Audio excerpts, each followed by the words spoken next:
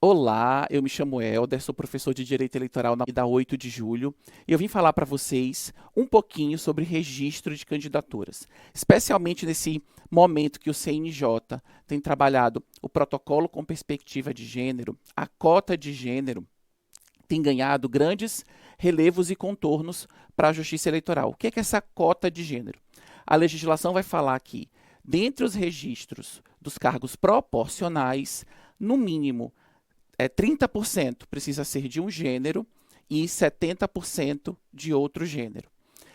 Embora a legislação utilize o termo sexo para tratar dessa cota, em uma consulta formulada ao TSE, de relatoria do então ministro Tarcísio, ele respondeu que o termo da legislação está escrito sexo, mas precisa ser interpretado no sentido de gênero. O que isso significa? Que mulheres trans, travestis entram na cota feminina e homens trans vão entrar na cota masculina.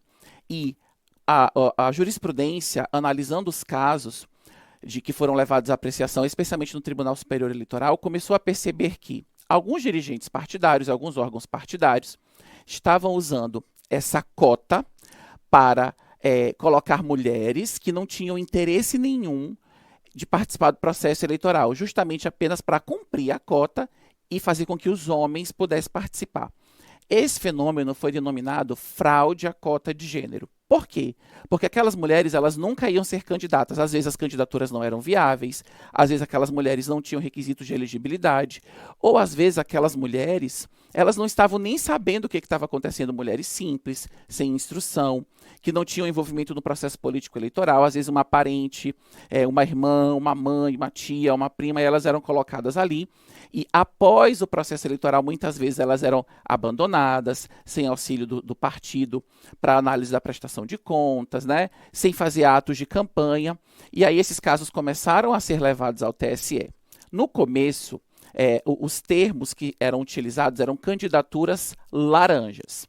Mas aí a jurisprudência foi evoluindo e passou a utilizar o termo candidaturas fictícias ou candidaturas fraudulentas. Por quê?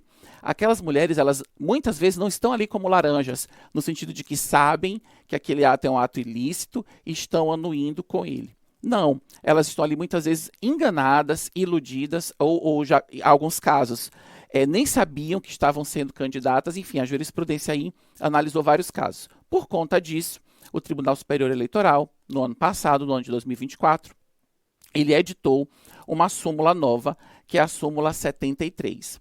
Essa súmula, consolidando alguns entendimentos da Corte, vai tratar do que são essas candidaturas fictícias, essas candidaturas fraudulentas no fenômeno da fraude à cota de gênero. Ele traz alguns parâmetros para a gente. Que parâmetros são esses? Então, se não há atos efetivos de campanha, essa mulher não fez campanha para ela, ela acabou fazendo postagens nas redes sociais para o tio que era candidato, para o primo que era candidato, para o irmão que era candidato, para o pai, para o vizinho, para o amigo, mas não fez para ela. Isso é estranho. Como é que uma candidata não vai fazer campanha para si, vai fazer campanha para outra pessoa?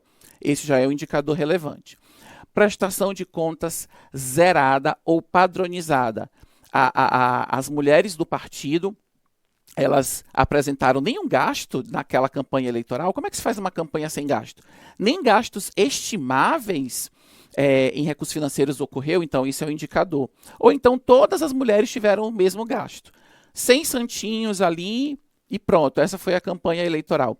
E ainda um outro indicador que a jurisprudência vai colocar é a votação inexpressiva. Em municípios, aquelas mulheres tiveram 2 votos, 3 votos, 1 voto. Às vezes nem ela votou nela, 0 votos, né? Então, se a pessoa não teve nenhum voto, isso quer dizer que ela não votou nem em si, o que é de se estranhar. Quais são as consequências dessa fraude aqui para a gente encerrar já essa nossa conversa? A consequência é, se a fraude for decretada dentro de uma ação de investigação judicial eleitoral, por exemplo, cai o DRAP inteiro, inclusive daquelas pessoas que foram legitimamente eleitas. E a declaração de inelegibilidade das pessoas que anuíram e participaram da conduta. Então fique esperto, que essa é uma dica importante que a gente precisa estar atualizado dentro do tema de registros no direito eleitoral.